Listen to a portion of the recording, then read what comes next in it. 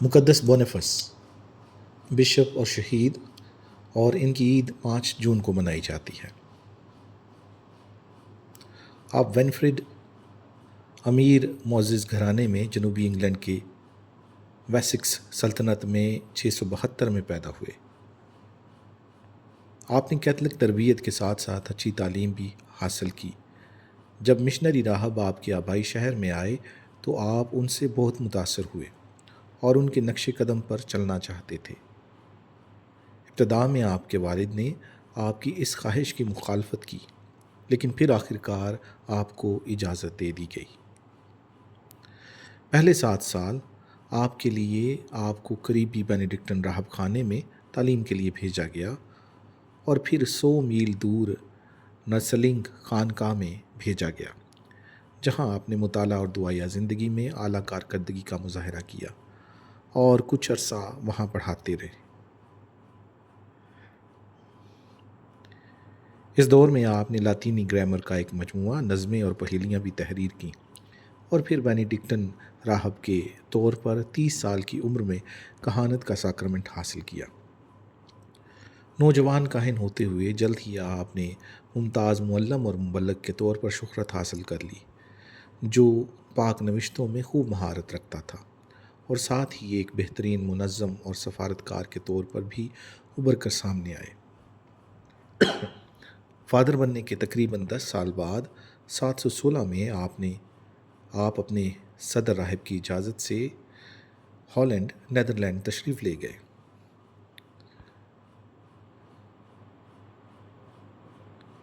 تاکہ آپ ایک راہب کی معاونت کرتے ہوئے وہاں بت پرستی کو ختم کر سکیں۔ وہاں کا مقامی غیر قوم بادشاہ اس وقت مسیحی فرینکش بادشاہ کے ساتھ جنگ میں تھا، اس لیے اس نے مشنری سرگرمیوں کو مشکل بنا دیا، اور غیر قوم کیسے ان لوگوں کے مذہب کو قبول کرتے جن سے وہ جنگ کر رہے تھے۔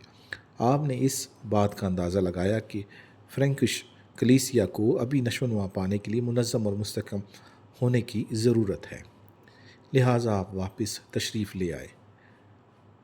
716 میں نرسلنگ کے صدر راہب کا انتقال ہوا تو آپ کو صدر راہب بنا دیا گیا، لیکن آپ جلد اس عہدے سے سبکدوش ہو گئے۔ 718 کے آخر میں آپ نے روم جا کر پاپا اعظم گریگری دوم سے اجازت چاہی کہ آپ جرمنی کی بت پرست اقوام کے درمیان یسوع کی انجیل سنا سکے۔ پوپ نے آپ کا خیر مقدم کرنے کے بعد آپ کے مقاصد کا جائزہ لیا اور خوشی سے آپ کو 15 مئی 719 کو روانہ کیا۔ اس موقع پر پوپ نے آپ کو نیا نام دیا، بونیفس، جس کا مطلب اچھائی کرنے والا۔ 722 میں پوپ نے آپ کو روم بلوایا تو آپ کے کام سے بہت خوش تھے۔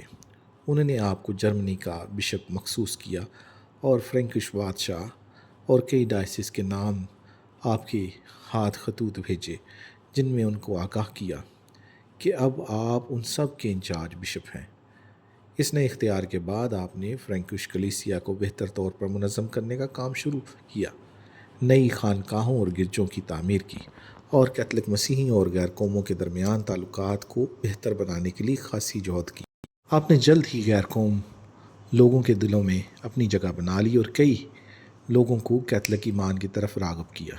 ایک روایت کے مطابق ایک دن آپ نے بلوط کے ایک بڑے درخت کو کاٹ ڈالا جسے غیر اقوام اپنا دیوتا سمجھتے تھے۔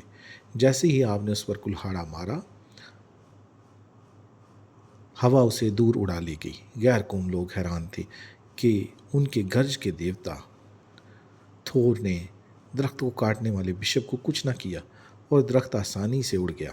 وہ کیتھولک ایمان کے بارے میں متجسس ہونے لگے اور کیتھولک تعلیمات کو جاننے کے بعد ایمان لے آئے۔ اس درخت کی لکڑی سے آپ نے نئی خانقاہ اور گرجا بنوایا، جسے مقدس پطرس سے منسوب کیا گیا۔ اگلے 30 سال کے لیے آپ انجیلی بشارت، کلیسیائی تنظیم اور کلیسیائی اصلاحات کا ایک پاور ہاؤس بن گئے۔ آپ نے سینڈز بلوائے جن میں فرینکش کلیسیا کے لیے حکمرانی کے واضح کلیسیائی قوانین قائم کیے۔ اس مقصد کے لیے آپ نے فرینکش بادشاہ اور دیگر مقامی حکمرانوں کے ساتھ مل کر کام کیا اور بشارت کے اہم مشن کو بڑھایا۔ اور اس کے بنیادی ڈھانچے کا کام جاری رکھا۔ آپ نے ان سالوں میں 4 پوپ صاحبان کے تحت کام کیا، منتظم، معلم اور مسلح ہوتے ہوئے آپ نے پورے قرون وسطیٰ میں جرمنی اور فرانس میں فکری، سیاسی اور کلیسیائی تاریخ پر گہرا اثر ڈالا۔ آپ نے مشنری تحریک کو روم کے ماتحت لا کر متحد کیا۔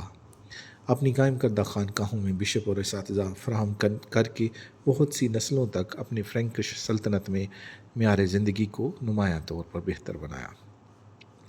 پورے جرمنی میں بہت سے ڈائسس کو منتظم کرنے کے بعد 79 سال کی عمر میں آپ نے واپس آ کر اپنے آبائی وطن میں تبلیغ کی اور بت پرستی کے خاتمے کے لیے کام کیا۔ اس بار آپ کو خاصی کامیابی حاصل ہوئی، مگر 5 جون 754 کے دن جب آپ کچھ نئے بپتسمہ یافتہ ایمانداروں کو استحکام کا ساکرامنٹ دینے کی تیاری کر رہے تھے تو مقامی چوروں نے آپ پر حملہ کیا۔ آپ کو لوٹنے کے بعد اگرچہ انہیں کوئی قیمتی سامان نہ ملا سوائے چند کتابوں کے جو انہوں نے جنگل میں پھینک دی، انہوں نے آپ کو دیگر 52 ایمانداروں کے ہمراہ شہید کر دیا۔ آپ نے مرنے سے پہلے اپنے شہداء ساتھیوں کو تلقین کی، میرے پیارے بچوں، لڑائی سے باز آ جاؤ، چھوڑ دو جنگ کو، کیونکہ کلام ہمیں ترغیب دیتا ہے کہ آنکھ کے بدلے آنکھ کی بجائے برائی کے بدلے اچھائی کریں۔ ہمارا آخری دن آ گیا ہے جس کا ہمیں انتظار تھا، خداوند ہمیں ہمت بخشے۔ یوں آپ سب نے مزاحمت کیے بغیر نہایت دلیری اور خوشی سے اپنی جانیں دیں۔ آپ کو جرمنی کے رسول کے نام سے یاد کیا جاتا ہے۔ آپ کا مشن اس قدر پر اثر تھا کہ جرمنی میں آپ کے بوئے گئے بیج نے یورپ میں جدید کلیسیا کی تشکیل بھی دی۔ آپ کے کچھ خطبات اور خطوط آج بھی آپ کی زندگی، کردار اور سوچ کا پتہ دیتے ہیں۔ آپ کی اپنی تحریروں کے علاوہ اپنے ہم عصروں کی تحریریں بھی آپ کو ایک بامقصد، مضبوط، جدت پسند شخصیت کے طور پر دیکھا گیا ہے، جس نے مکمل طور پر خدا اور اس کے لوگوں کی خدمت کے لیے خود کو وقف کر رکھا ہے۔ آپ کو پہلے یورپ کے حقیقی تخلیق کاروں میں سے ایک، جرمنی کا رسول، فرینکش کلیسیا کا مسلح اور پاپیت اور کیرولنگین خاندان کے درمیان اتحاد کا مرکزی محرک مانا جاتا ہے، کیونکہ آپ نے فرینکش کلیسیا کو دوبارہ منظم کرنے کی اپنی کوششوں کے ذریعے یورپ کے لاطینی کلیسیا کے فروغ میں مدد کی۔ آپ کی قائم کردہ ڈائسس آج بھی کامیاب ہیں۔ آپ کی شہادت کے بعد جلد ہی جرمنی اور انگلینڈ کے مختلف حصوں میں آپ کو ایک مقدس کے طور پر پذیرائی ملی۔ آج بھی جرمنی کے علاوہ جرمنی کے تارکین وطن بھی آپ کے بہت سی تعظیم کرتے ہیں اور جرمنی کی کیتھولک کلیسیا آپ کو اپنا قومی ہیرو بھی مانتی ہے۔